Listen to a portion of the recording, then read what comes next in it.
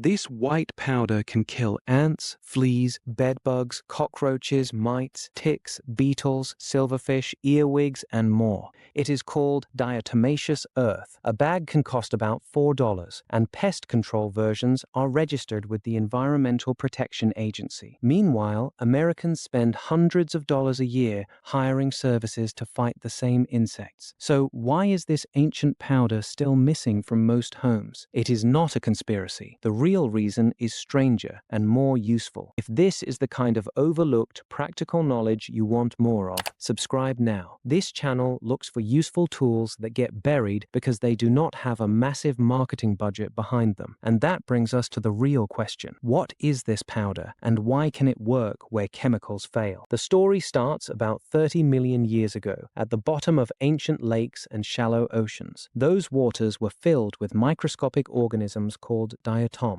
They were single-celled algae, but their outer shells were made from silica, the same basic material found in glass. When diatoms died, their tiny glass-like shells sank to the bottom. Layer after layer built up over enormous stretches of time, forming thick deposits of pale sediment. Pressure slowly turned those deposits into soft sedimentary rock. Much later, people discovered that these ancient lake beds and seabeds could be mined, crushed, and milled into a fine powder. That powder is called diatomaceous earth. The name sounds technical, but it simply means earth made from diatoms. It is usually shortened to DE, and what makes it unusual is that it is not a synthetic pesticide. It is the fossilized remains of ancient microscopic life. To your fingers, diatomaceous earth feels almost harmless. It is soft, dry, and powdery, like flour or chalk dust. But under a microscope, that softness disappears. Each tiny particle is a broken piece of fossilized silica. Instead of smooth grains, you see sharp, irregular fragments with edges and points. To a human hand, they are too small to feel. To an insect crawling through them, they are a field of microscopic, glass-like shards. That matters because insects survive by holding moisture inside their bodies. Their outer skeleton is not just armor. It is coated with a thin, waxy layer that keeps water from evaporating away. Diatomaceous earth attacks that layer physically. As an insect walks through the powder, the jagged particles scrape across its outer coating. At the same time, the powder absorbs oils and fats from that protective surface. Once that waxy barrier is damaged, the insect begins losing water faster than it can replace it. It is not being poisoned in the normal sense. There is no chemical toxin shutting down its nerves,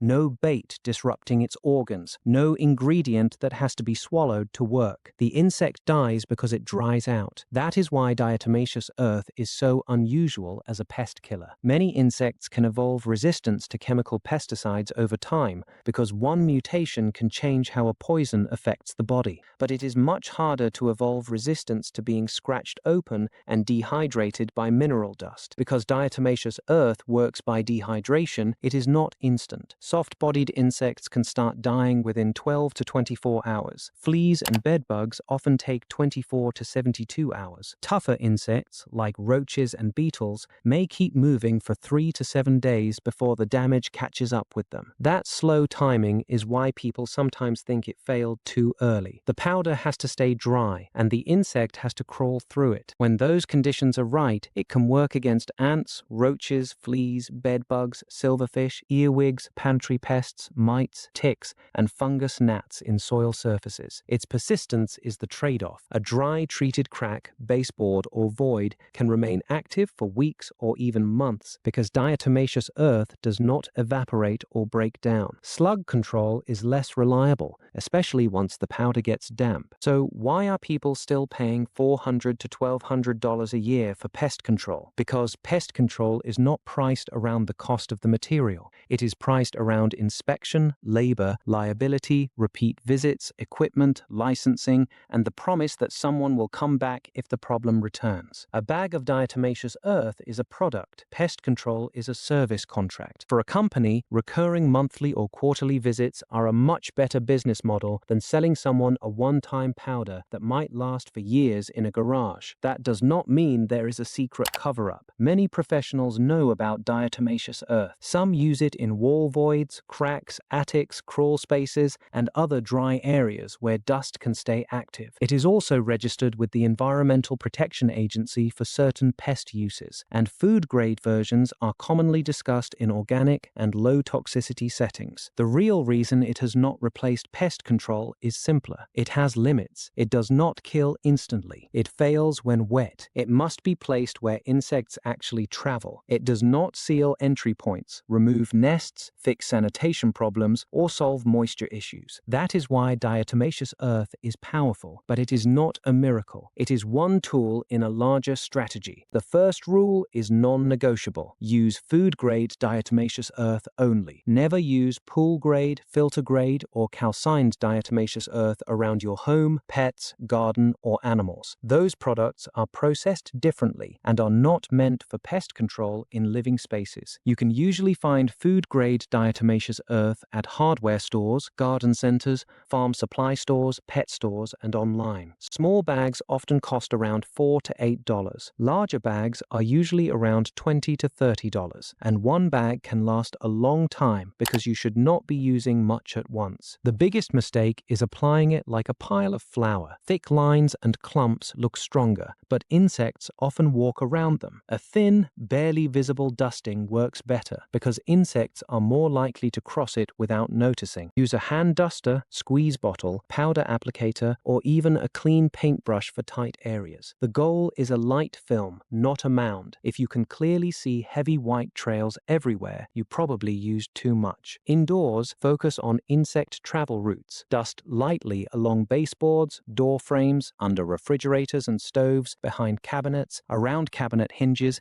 and into accessible wall voids, if you can apply it safely without spreading dust into the room. Keep it dry because moisture makes it much less effective. For bedrooms, apply a careful dusting around bed frames, under the bed, and along bedroom baseboards. Do not coat pillows, blankets, mattresses, or clothing. If you are dealing with bed bugs, diatomaceous earth can help in cracks and travel paths, but severe infestations usually need a broader plan. Outside, use it at the base of garden beds, along fence lines, around entry points, and in dry, sheltered areas where crawling insects move. In coops, hutches, and kennels, apply it only in areas animals are not constantly kicking into the air, and avoid making dust clouds. A mask is a smart idea during application. Even food-grade powder should not be breathed in. Apply lightly, keep it dry, place it where insects travel, and reapply after cleaning, rain, or heavy moisture. Diatomaceous earth has limits, and knowing them prevents wasted time. Water is the biggest one. Once it gets wet, it clumps together and loses much of the scratching and drying action that makes it work. After rain, heavy dew, mopping, or a damp basement spell, assume the barrier needs to be refreshed. It also does not kill eggs. That means one application may knock down active insects while the next generation is still waiting to hatch. For fleas, roaches, mites, and similar pests, you need repeated light applications across their life cycle, along with cleaning and removing food or nesting sources. And for major bedbug infestations, termites, or insects inside structural wood, do not treat this as a replacement for professionals. Diatomaceous earth is a useful tool, not a miracle cure. The main safety issue is not poisoning. Food-grade diatomaceous earth is mostly amorphous silica, and it is considered essentially non-toxic to mammals when used properly. The real concern is breathing the fine dust. It can irritate your eyes, nose, throat, and airways, especially during big applications or in enclosed spaces. Wear a dust mask or N95. Apply a light layer and keep it away from fans, vents, and busy walkways where it can become airborne again. Also, do not use pool or filter-grade diatomaceous earth for pest control. Heat treatment can increase crystalline silica, which is a serious lung hazard. Ancient diatoms became rock, then a $4 powder, then a quiet pest control tool with decades of documentation behind it. Diatomaceous earth has been registered in pesticide products since 1960, yet many people still pay for recurring treatments without knowing it exists. Thanks for watching. Comment if you have used it, and subscribe for more practical knowledge worth sharing.